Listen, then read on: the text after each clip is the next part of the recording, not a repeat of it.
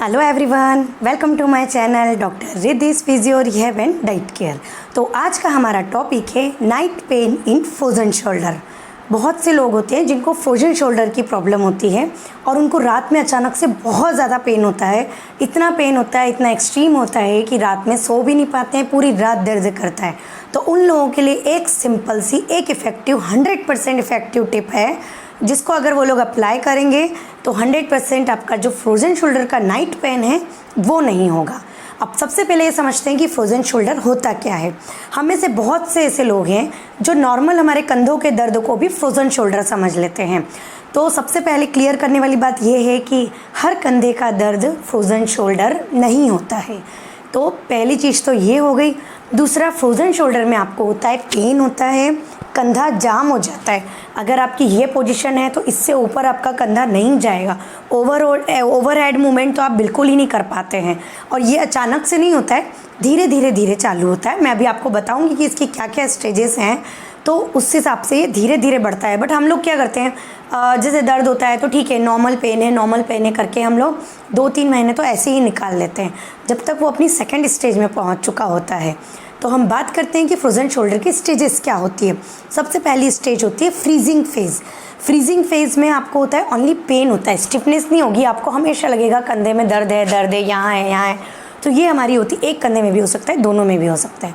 तो ये हमारी होती है फ्रीजिंग फेज़। इसको हम पेनफुल फेज़ भी बोलते हैं। ये 3 से लेकर 6 महीने तक चलती है। और इसके बाद हमारी आती है फ्रोज़न फेज़, या फिर इसको हम बोलते हैं pain and stiffness phase, stiff phase. ये हमारी 6 से 12 महीने चलती है। अब आपका कंधा धीरे धीरे जाम होना शुरू हो जाता है। आपका कंधा, जैसे अगर आपकी ये मूवमेंट है तो इससे ऊपर आपका हाथ नहीं जाएगा, या इतना आएगा तो इससे ऊपर नहीं जाएगा, पीछे नहीं जाएगा। यहाँ से अगर आपको आगे हाथ उठाने को बोलेंगे, बस आप इतना उठा के बोलेंगे दर्द हो रहा है। तो ये हमारी होती है सेकेंड फेज़, फ्रोज़न फेज़, जो कि 6 से लेकर 12 महीने तक रहती है। थर्ड हमारी होती है रिकवरी फेज़, इसको हम बोलते हैं। ये आपकी 12 से लेकर 18 महीने में होती है रिकवरी फेज़। इस फेज़ में आपकी धीरे धीरे रिकवरी आना चालू हो जाती है।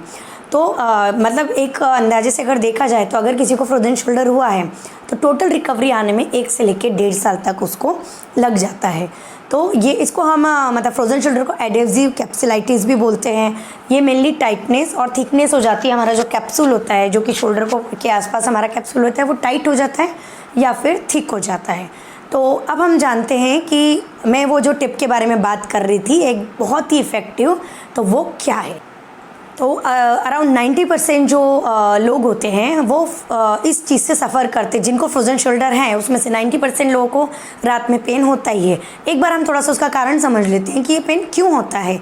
जनरली जैसे आपका ये जो शोल्डर वाला हिस्सा है, ये यहाँ पे कैप्सूल टाइप होता है। ये आपके शोल्डर की जो बॉल होती है वो होती है। दिन भर ये जो कैप्सूल में ये बॉल होती है वर्टिकल पोजीशन में होती है। आपका जैसे शोल्डर नीचे लटका हुआ है, ये वर्टिकल पोजीशन में होती है। इस समय कंधे के आसपास की सारी मांसपेशियाँ उसको होल्ड करके रखती है। तो आपको कुछ इतना पेन पता नहीं चलता है, लेकिन जब आप सोते हैं तो इसकी पोजीशन हो जाती है हॉरिजॉन्टल। जब ये कैप्सूल के अंदर इसकी पोजीशन हॉरिजॉन्टल हो जाती है, तब आपकी जो दिन भर जो इन्फ्लेमेशन हुआ है उसके कारण फिर आपको पेन शुरू होता है। इसलिए नाइट पेन ज़्यादा होता है। बहुत से लोगों को होता है फ्रोज़न शोल्डर में, दिन भर उनको बिल्कुल पेन पता नहीं चलता है, क्योंकि एक्टिविटी करते रहते हैं दिन भर, तो वो ध्यान नहीं रहते हैं, या हमारे कुछ एक रिसेप्टर्स ऐसे होते हैं जो पेन को सबसाइड कर देते हैं। लेकिन रात के टाइम इन्फ्लेमेशन के कारण आपको पेन होता है। तो उसकी मेन एक इफ़ेक्टिव टेक्निक है आइस। जी हाँ, आइस पैक। इससे आपको बिल्कुल नाइट पेन नहीं होगा। बहुत से लोग होते हैं जब फ्रोज़न शोल्डर होता है तो हम लोग गरम की सिकाई करते हैं रात के पेन के लिए। आप लोग गरम की सिकाई करके सोते हैं कि हमें पेन नहीं होगा, बट वो हमेशा पेन बढ़ जाता है। तो हमको क्या करना है, ये देखिए मेरे पास ये आइस पैक है। इसको आपको फ्रीज़र में रखना है। आपने फ्रीज़र में रखा, फिर उसके बाद यहाँ पे आपने कुछ कपड़ा रख लेना है, या इसको किसी कपड़े में लपेट लेना है।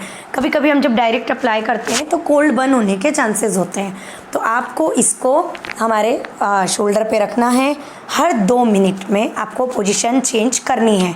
ये बात आपको याद रखनी है। हर 2 मिनट बाद आपने, जैसे अभी यहाँ रखा, 2 मिनट बाद आपने उसको यहाँ रखा, 2 मिनट बाद आपने उसको पीछे रख लिया, 2 मिनट बाद आपने इधर रखा। तो इस हिसाब से हमको 10 मिनट तक सिकाई करनी है। रोज़ रात में अगर आप 10 मिनट तक आइस पैक लगा के सिकाई करके और हर 2-2 मिनट में पोजीशन चेंज करके फिर सोंगे और इसको रेगुलर करना है। ऐसा नहीं कि आपने अभी कर लिया या 4-5 दिन करके फिर छोड़ दिया, क्योंकि जैसा मैंने बताया फ्रोजन शोल्डर का पीरियड जो होता है वो 1 से 1.5 साल में धीरे धीरे रिकवरी होती है। प्लस आपको एक्सरसाइजेज वगैरह सारी चीज़ें करते रहोगे तो वो रिकवरी जल्दी आएगी। अदरवाइज़ अगर आपने सब छोड़ दिया है तो वो और लेट जाएगी। तो इस पैक को हमें रेगुलर यूज़ करना है और आप लोग यूज़ करिए। बताइए मुझे कि जिनको भी रात में पेन होता है उनको इससे इफ़ेक्ट हुआ है या नहीं हुआ है और कितना इफ़ेक्ट हुआ है। तो आई होप आपको समझ में आ गया होगा हमारे आइस के क्या गुण हैं फ्रोजन शोल्डर के नाइट पेन में। तो मिलते हैं नेक्स्ट वीडियो में। तब तक के लिए अगर आपको मेरे वीडियोस पसंद आ रहे हैं तो प्लीज़ मेरी चैनल को सब्सक्राइब करना ना भूलें और बेल आइकन को ज़रूर प्रेस कर दें, जिससे कि मेरी चैनल के वीडियोस के जो नोटिफिकेशन है वो आप तक सबसे पहले पहुँचे। मिलते हैं नेक्स्ट वीडियो में, तब तक के लिए बाय बाय।